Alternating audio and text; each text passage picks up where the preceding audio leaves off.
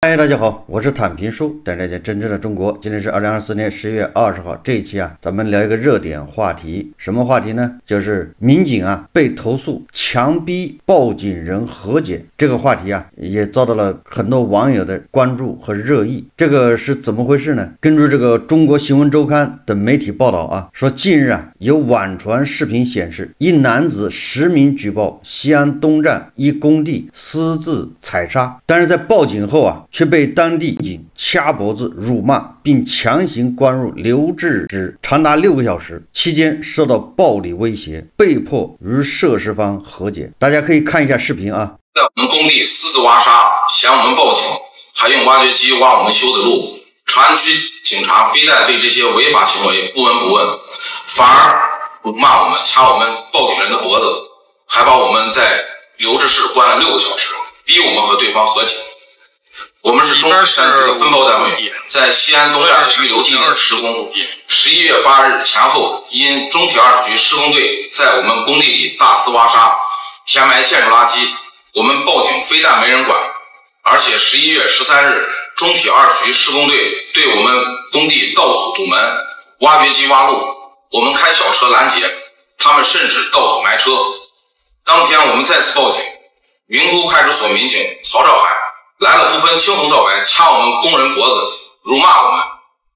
不处理开挖掘机挖路的人，反而把我们这些报警人关进留置室6个小时，连手机、皮带全都收走。那天有民警对我们说，如果3局和2局协调不好，我们几个就要在留置室过夜。公安部近期提出深化矛盾纠纷排查话题，加强风险源头防控。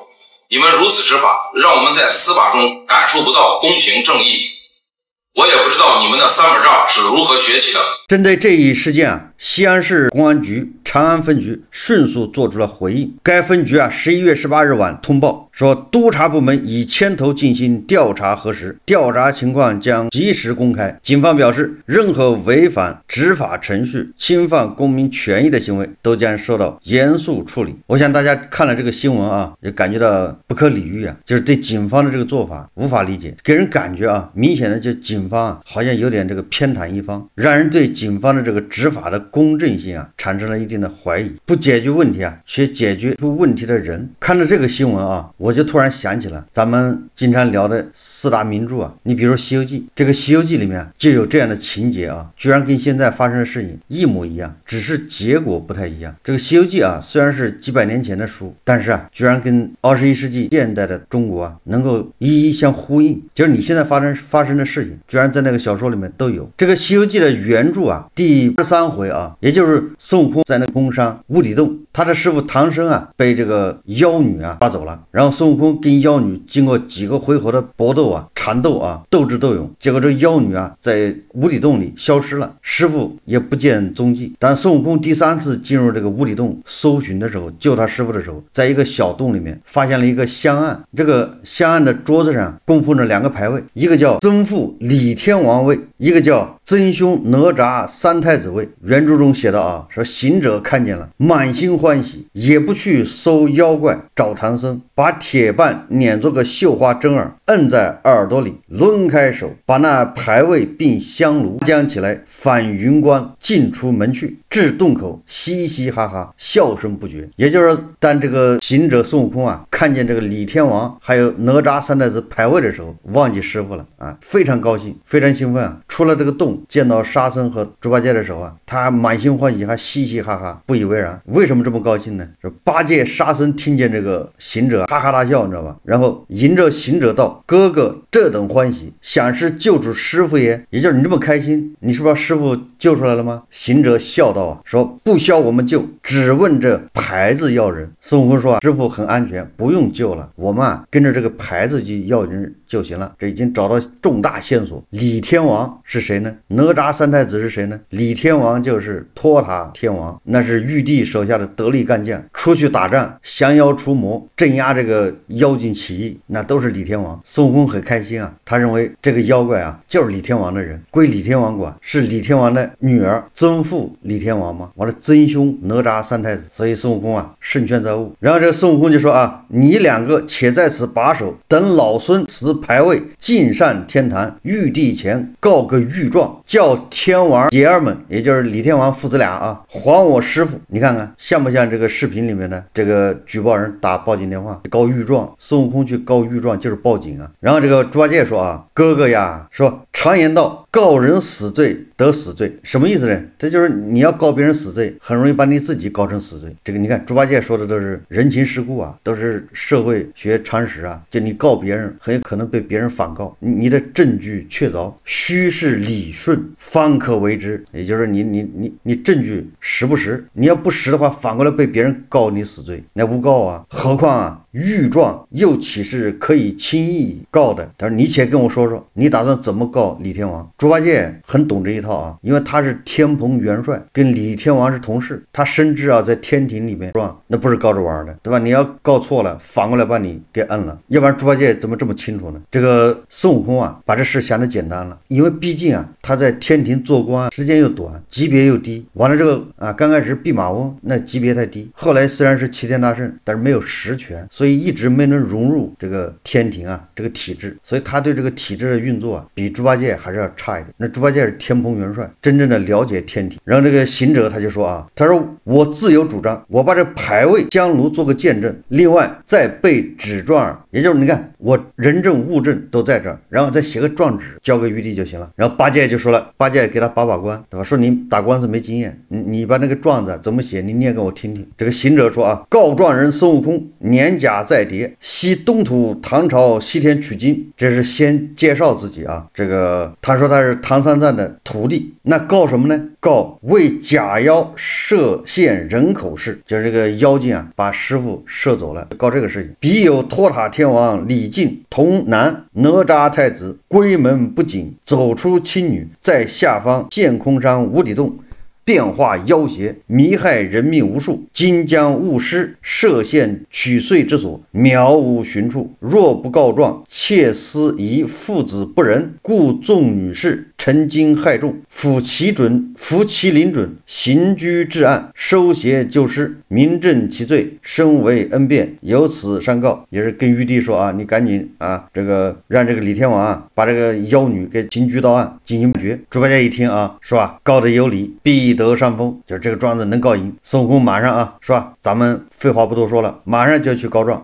迟了啊，怕师傅啊这个小命难保啊。实际上不是怕师傅小命难保，他是怕多了好多小和尚。这孙悟空啊，抱着这个香炉，抱着这个两个牌位，直接就飞到天庭，到了那个南大门啊，被人拦下。这告状不容易啊，那些迎接孙悟空的人呢，都说啊，这个赖皮，不知道要告哪一个。也就是说，天庭的人对孙悟空的印象都不好，感觉他就是个泼皮牛二，惹不起，不知道这次来又要告谁。但是没有办法，又把他引到玉帝那儿。玉帝啊，把这个孙悟空的诉状一看，立马做出紧急批示啊，就在孙悟空这个原状上面圣旨，他不是另起一个，就在原状上做批示圣旨。你看这个非常有意思啊，宣西方长庚太白金星啊领旨到云楼宫，宣托塔李天王见驾啊，让这个太白金星啊领旨到这个云观楼啊，那就是李天王的办公场所还住的地方，去叫这个李天王见驾。关键是这个太白金星啊要走的时候，这个玉帝啊他说了一句话，说原告也去，行者道，老僧也去，天师道，也就是那些玉帝前面的那些啊那些天师啊，马上就说啊，万岁已出了旨意，你可同金星去来。这个里面就非常有意思了，这个玉帝啊居然让这个太白金星啊拿着举报信上有批示，拿着这个去请这个托塔天王。完了之后还说啊，让行者就是原告啊一同去。这一下大家就明白了吧？这个就和啊视频里面的那个警察把举报人关到留置室是一个道理。你想啊，居然拿着举报信让原告啊去跟被告见面，后面发生的事情就非常有意思了。这个李天王本来对孙悟空就有意见，因为当年要镇压孙悟空啊，没打得过他，面子上挂不住，这几百年来啊，心中一口恶气啊都没出，对吧？这个阴沟里翻了船，所以看见孙悟空就气就不大一出来，说你这个泼猴跑我这来干什么？结果这个太白金星说啊领旨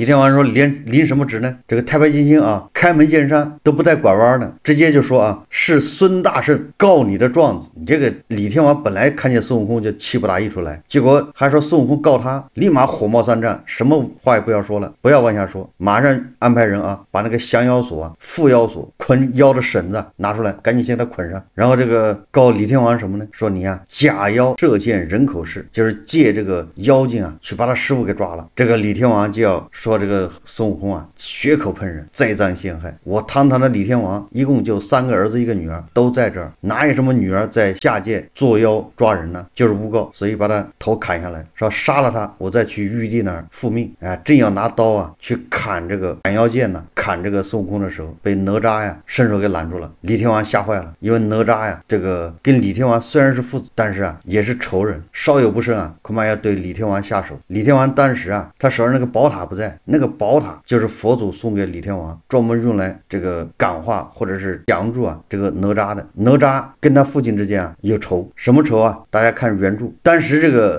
李天王啊，因为他在家里不是出门办公，所以他那个宝塔没拿，搁在香案上面，所以他非常担心这个哪吒要冲他下手，然后急急忙忙啊去把那个宝塔拿到手上，完了之后才问他儿子，你怎么敢挡我啊？然后哪吒就跟他说了，父王啊，咱们确实啊，你确实一个女儿在人间，我确实一个妹妹。哎，李天王说，我们什么时候去过什么献公山啊？去过吗？仔细在那回忆啊，路过献公山了吗？怎么给你整个妹妹出来了？然后哪吒就给他回忆，原来这个当年啊，佛祖门前啊，这个座下有只老鼠成精，把这个佛祖的那个香烛啊偷吃了。这佛祖马上就让那个李天王啊给他干私活，哎，他让李天王去帮他抓那个老鼠，李天王就带着哪吒，带着天兵天将抓老鼠。你说说，这就是佛祖啊，他居然能调动天庭的军队，这已经乱套了。然后这个李天王抓了这个老鼠之后啊，要杀了这个老鼠精，结果佛祖说了啊，积水养鱼终不掉，深山未路望长生，也就是说啊，放了一条生路吧，别杀了。结果就放了这个老鼠精一条生路。这个老鼠精啊，为了感谢李天王哪吒父子的不杀之恩，所以他就拜这个李天王为父，哪吒3太子为兄，然后在这个下界啊设这个长生牌位，哎，天天给他烧香供奉他。那你说这事情跟李天王有没有关系？当然有关系啊。所以李天王立马觉得自己理亏，刚才还要杀孙悟空，这事闹大了，所以赶紧求情，这叫和解。李天王求孙悟空，对吧？想跟他和解，孙悟空不干，然后让这个太白金星啊做和事佬。太白金星啊对孙悟空有恩，哎，因为2次招降啊，一次当弼马温，一次当齐天大圣，都是太白金星给玉帝出的主意。太白金星啊就拿着这层关系，对吧？让孙悟空啊给他一个面子，卖他一个老脸，饶了李天王这一次。孙悟空这么一听，对吧？这个和事佬出来了，完了之后对自己还有恩，你说他说话怎么好再为难这个李天王呢？哎，所以他就跟李天王和解了。哎，李天王说赶紧啊，我就去替你抓妖精去，把你师傅救出。然后孙悟空啊跟太白金星回玉帝那儿复命。最后啊，这个天王既谢了行者，行者于金星回旨，就是孙悟空和太白金星回玉帝那儿复命。金星行者回见玉帝道，说现唐僧者乃金鼻白毛老鼠成精，假设天王父子牌位。天王知之，已点兵收怪去了，望天增恕罪。玉帝已知此情，降天恩免究。行者即返云关，到南天门外，见天王太子布列天兵等候。什么意思啊？孙悟空跟太白金星俩人跑到玉帝那儿复命，说啊，那个金鼻白毛老鼠啊成精，然后他假装说天王的女儿在那儿设牌位，那意思是天王不知情，跟天王没关系。然后这个抓了孙悟空，抓了唐僧啊，干下这个设限人口的事情。然后现在天王啊已经带着兵去抓那个妖怪去了。玉帝一听，和解了是吧？降天恩免究，也就是说啊，那就不追究天王的责任了，不是和解了吗？没事了吗？那孙悟空也说这个妖怪是假装天王的女儿的。我今天啊把这一段再给大家讲一下，你就发现玉帝啊看了孙悟空的举报信之后，状子二话没说，把状子交上面批示完了之后交给被告人、被举报的人，这还不行，完了还要让举报人啊一起到被举报人那去，这是干啥？这不就是让他和解吗？就是你们的事你们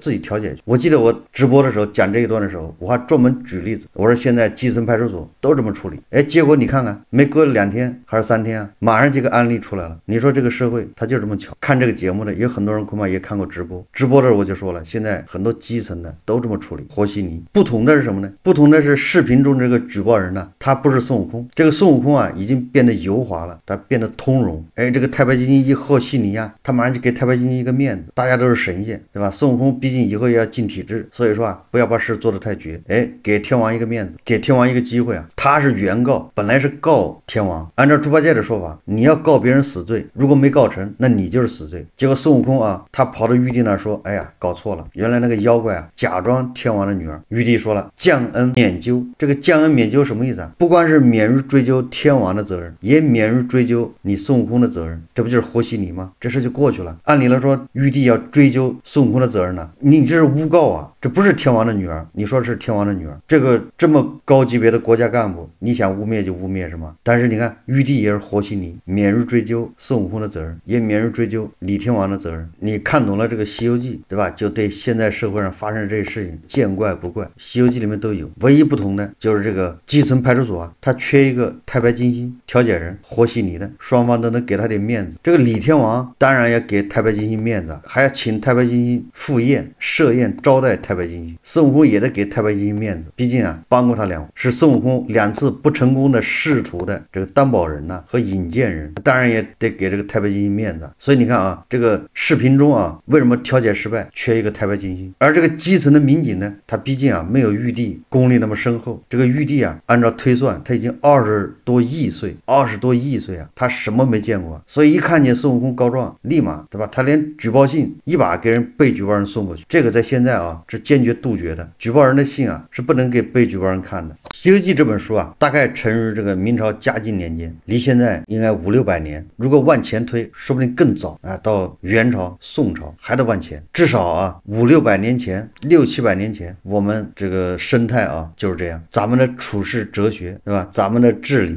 没有太大的变化，公平正义、对错都是我们追求的，但那个都是口头的，就是表面上我们是要追求正义、追求公平，实际上我们一直都是叫息事宁人、和稀泥，双方能接受就行了，对错不重要。说这个事情这么处理，是不是违反了公平公正、违反道义？这个并不是特别重要，双方能接受就行。几百年来没有什么变化，这个恐怕就是我们的国情。我们要进入啊现代文明国家，要变得越来越文明，那必须就得法治，就得依法治国，就得条条框框列好，犯法就是犯法。最终啊，孙悟空的问题是解决了，师傅是被救了，看上去啊大家都是共赢，一团和气。我们这个社会这几百年就这么运行，看上去表面上都是繁荣的，都没问题，实际上蕴藏着极大的这个风险。因为就是正义不彰啊，就是明明是天王有问题，他逃脱了责任，那实际上就是有样学样。这是遇到了孙悟空这么一个刺头，天王不能把他怎么样。如果孙悟空稍微弱一点，那天王很有可能反过来就诬告孙悟空。孙悟空如果不是齐天大圣，如果不是几百年前大闹天宫啊，让这个天王也吃了苦头，那天王很可能就不需要太白金星啊从中调和，他反过来就是咬定你，就是你孙悟空诬告。所谓的公平正义啊，都是说给弱者听的。如果你弱，对吧？你的理想就是公平正义，但是你是达不到的。你最终啊遇到比你强的人的时候，你只能让步，你只能受委屈。很多时候啊，就这种调解达到的效果是叫按揭事了，好像是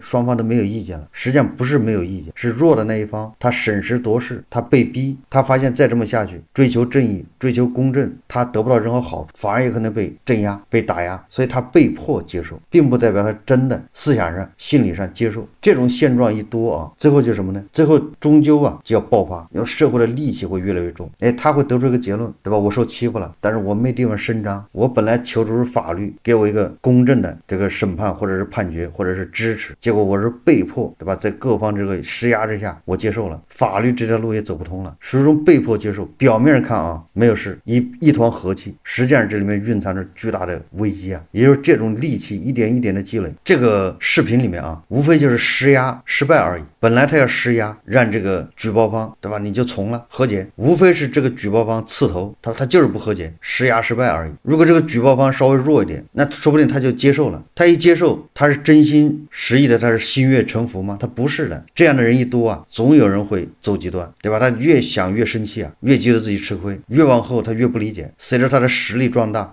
或者是随着环境变化，他越来越绝望，他就有可能干傻事。也就是说，在当时背景下，在当时的环环境下，在当时那个时点，他表面上接受了。我们再扯到俄乌战争，如果特朗普上台，他逼这个乌克兰，对吧？他联合欧盟、欧洲啊，逼乌克兰你接受领土换和平，哎，这也是调停呢，调和。乌克兰怎么办呢？如果欧洲也跟着这个特朗普后面起舞，那乌克兰他只能接受。你说他能心甘情愿吗？他能心悦诚服吗？他是被迫接受，没有办法。那公平正义得到了伸张吗？没有。那乌克兰人呢？如果他一直这么弱下去，他能忍？如果有一天乌克兰强大了，对吧？跟小霸王一样，他有了实力，他一定会报仇。所以这种和解只是暂时的。另外一个啊，也纵容了强势一方，对吧？强势一方他会得寸进尺，因为没有人能挡得了他，路径依赖啊，所以最后就会导致，对吧？表面上只把火包住了，实际上呢，随着环境变化，对吧？随着经济的恶化，随着大家的压力越来越大，这些矛盾啊，总会有一天爆发。所以说来说去啊，就是我们啊，还是要改变思维，就是还是要依法治国，那就得按照法律来，不能搞以前那一套。那一套啊，表面上看是息事宁人，实际上是以强压弱，逼你弱的一方认栽。这个和黑社会平时不是一个道理吗？没有一点文明，对吧？弱者得不到伸张，那弱者只能靠法律啊。如果你法律不解决问题，那最后他只能是危害社会。总有人啊走上绝路。公平正义啊，如光普照啊，照遍每一个角落，照亮每一颗心灵呢。法律是保护、维护公平正义的最后的体现。所以我们说要法治，不要人治。那个玉帝啊，和稀泥呢是人治，你看上去啊充满了智慧，实际上是非常落后。这种智慧啊，说白了就是以强压弱。你把一个小绵羊跟老虎在一起，说你们俩人和解，那和解的结局就是小绵羊少一条腿，这是最佳结局。好，这期节目我们就聊到这里，感谢大家收看。如果喜欢我的节目，欢迎订阅、转发，也可以在下方留言评论，谢谢大家。